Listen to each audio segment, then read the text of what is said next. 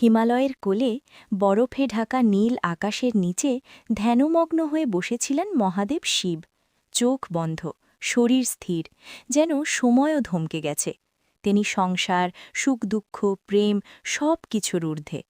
কিন্তু দেবীর হৃদয় কি সহজে থামে? দক্ষরাজের কন্যা সতী একদিন শিবের প্রেমে নিজেকে উৎসর্গ করেছিলেন। সমাজের অবজ্ঞা, পিতার অপমান সব কিছুকে অতিক্রম করে তিনি শিবকে স্বামী হিসেবে গ্রহণ করেছিলেন। কিন্তু পিতার যজ্ঞে অপমান সইতে না পেরে সতী আত্মাহুতি দেন। সেই দিন শিবের হৃদয় ভেঙে যায়। প্রেম হারিয়ে তিনি রুদ্র হয়ে ওঠেন। সতীর দেহ কাঁধে নিয়ে তাণ্ডব শুরু করেন। ত্রিভুবন কেঁপে ওঠে।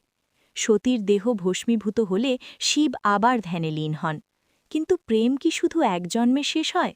সতী পুনর্জন্ম নেন হিমালয় রাজের কন্যা হিসেবে, নাম পার্বতী। ছোটবেলা থেকেই তার হৃদয়ে এক অদ্ভুত আকর্ষণ, এক ধ্যানমগ্ন যোগীর প্রতি। কেউ তাকে শেখায়নি, তবুও সে জানত এই যোগীই তার সব। পার্বতী শিবকে পাওয়ার জন্য কঠোর তপস্যায় বসেন। রোদ, বৃষ্টি, শীত কিছুই তাকে দমাতে পারেনি।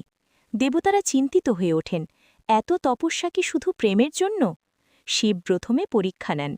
ভিক্ষুকের রূপে এসে পার্বতীকে বলেন, ওই শিব তো সংসার বিমুখ, গৃহহীন, ভস্ম মাখা, তাকে কেন চাও? পার্বতী শান্ত কণ্ঠে উত্তর দেন, যিনি সংসার ত্যাগ করেছেন তিনিই তো আমার সংসার।